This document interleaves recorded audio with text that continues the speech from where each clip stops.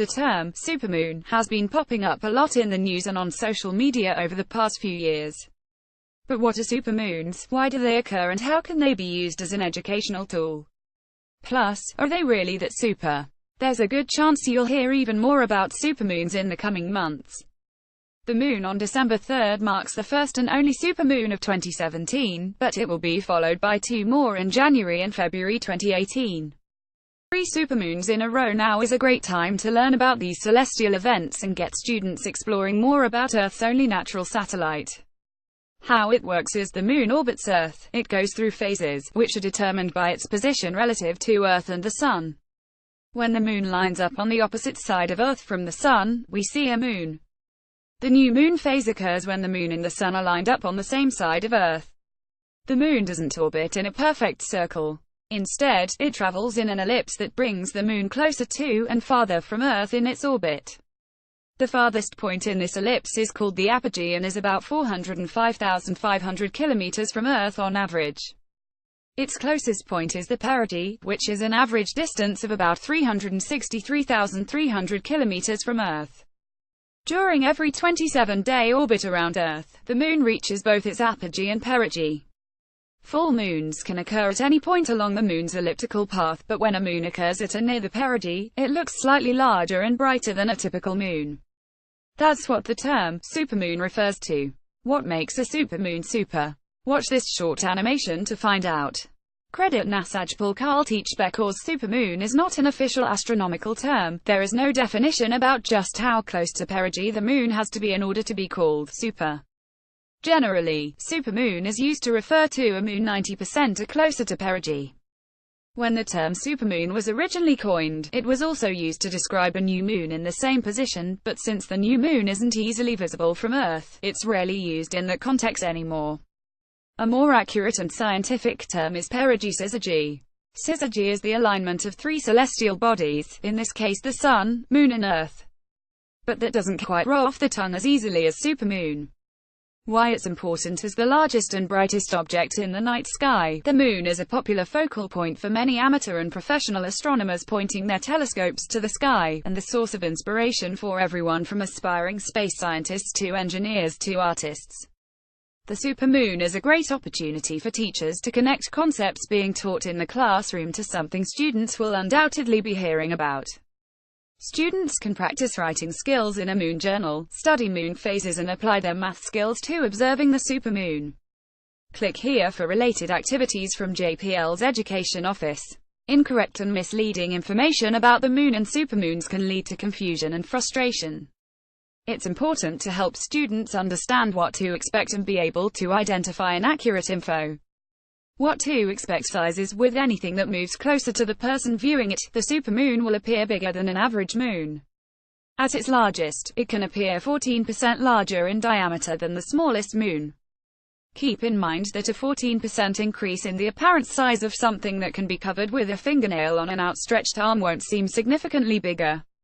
Unlike side-by-side comparisons made in science and everyday life, students will not have seen the moon for at least 30 days, and won't see another for at least 30 more days.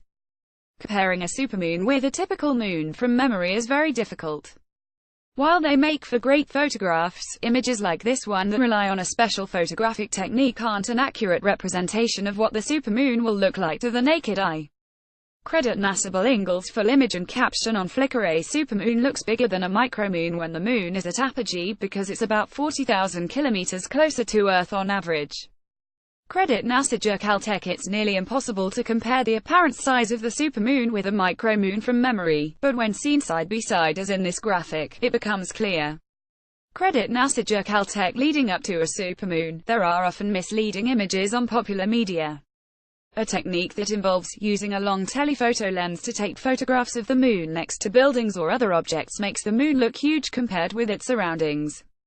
This effect can make for great photographs, but it has nothing to do with the supermoon. In fact, these photos can be taken during any moon phase, but they will likely be used in stories promoting the supermoon. There are also images that have been edited to inaccurately dramatize the size of the supermoon. Both of these can lead students, and adults, taking pictures with their cell phone to think that they've done something wrong or just aren't cut out for observing the sky, which isn't true. Your students may have noticed that when they see a moon low on the horizon, it appears huge and then seems to shrink as it rises into the night sky. This can happen during any moon. Known as the moon illusion, it has nothing to do with a supermoon. In fact, scientists still aren't sure what causes the moon illusion. Brightness: the moon is bright and the supermoon is even brighter. Sunlight reflecting off the moon during its phase is bright enough to cast shadows on the ground. During a supermoon, that brightness can increase up to 30% as a result of the moon being closer to Earth, a phenomenon explained by the inverse square law. Introduce students to the inverse square law with this space-related math lesson for 6th through 8th graders. As with the size of the moon, students may not remember just how bright the last moon was or easily be able to compare it. Powerful city lights can also diminish how bright a supermoon seems. Viewing it away from bright overhead streetlights or outside the city can help viewers appreciate the increase in brightness. What not to expect: a supermoon will not cause extreme flooding, earthquakes, volcanic eruptions, severe weather, nor tsunamis, despite what incorrect and non-scientific speculators might suggest. Encourage your students to be good scientists and research this for themselves.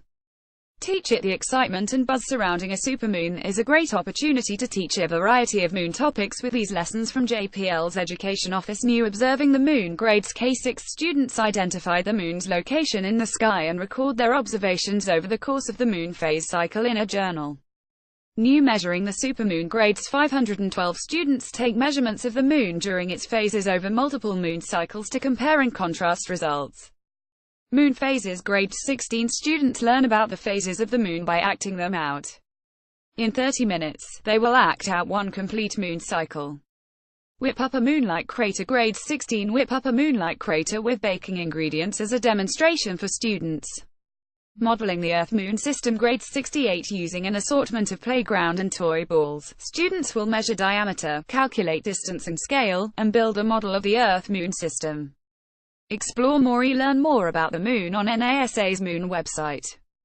Tag: supermoon, moon phases, moon, Earth's moon. What's up? Astronomy, K-12, educators. Lyle Tavernier, educational technology specialist, NASA. JPL Adu. Lyle Tavernier is an educational technology specialist at NASA's Jet Propulsion Laboratory. When he's not busy working in the areas of distance learning and instructional technology, you might find him running with his dog, cooking or planning his next trip.